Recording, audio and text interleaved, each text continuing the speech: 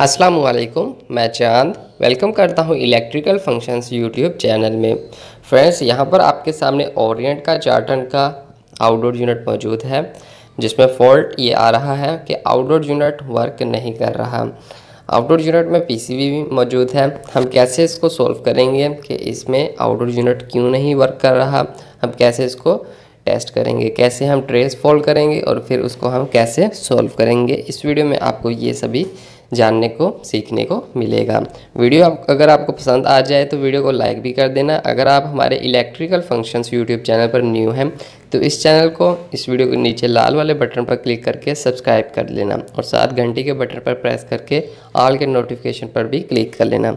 चलिए, यहाँ पर मैं आपको बता देता हूँ कि इस आउटडोर यूनिट में क्या फॉल्ट था। आउटडोर यूनिट ऑन नहीं हो रहा था, आउटडोर यूनिट बिल्कुल भी ऑन नहीं हो रहा, इंडोर यूनिट ऑन हो रहा था। मतलब सप्लाई आउटडोर यूनिट में आ रही थी लेकिन आउटडोर यूनिट वर्क नहीं कर रहा था।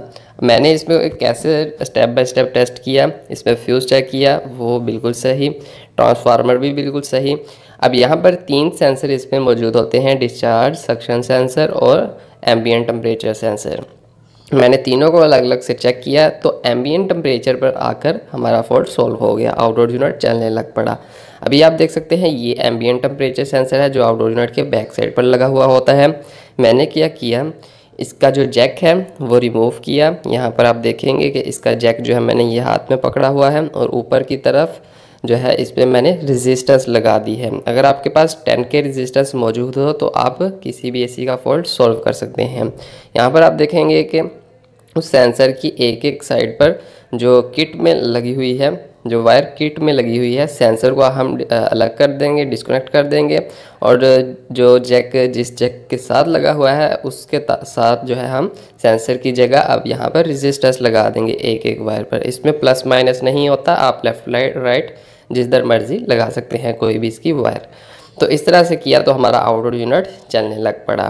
तो मतलब मैंने स्टेप बाय स्टेप पहले डिस्चार्ज सेंसर के जहाँ पर डिस्चार्ज सेंसर कनेक्ट था वहाँ पर रेजिस्टेंस लगाई, फिर मैंने इसके सक्शन सेंसर जहाँ पर कनेक्ट था वहाँ पर लगाई और फिर मैंने जो है रेजिस्टेंस इसके एम्बिएंट टेम्परेचर पर लगाई। तो जब मतलब एम्बिएंट टेम्परेचर पर हमारा एसी ऑन होना शुरू हो गया तो मतलब हमारा एम्बिएंट टेम्परेचर सेंसर का फॉल्ट निकला।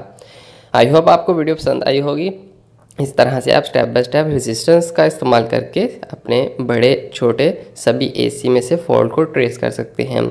अगर वीडियो अच्छी लगी है तो वीडियो को लाइक करें। अगर आप हमारे इलेक्ट्रिकल फंक्शंस यूट्यूब चैनल पर न्यू आ गए हैं तो इसको भी इस वीडियो के नीचे रेड बटन पर क्लिक करके सब्सक्राइब करें ताकि आपको आगे भी ऐसी ही वीडियोस मज़ीद मिलती रहें और आप ऐसे ही एयर कंडीशनर से रिलेटेड, रेफ्रिजरेशन से रिलेटेड, इन्वर्टर एसी से रिलेटेड और इसी तरह पीसीबी से रिलेटेड इन्फॉर्मेशन हासिल करते रहें।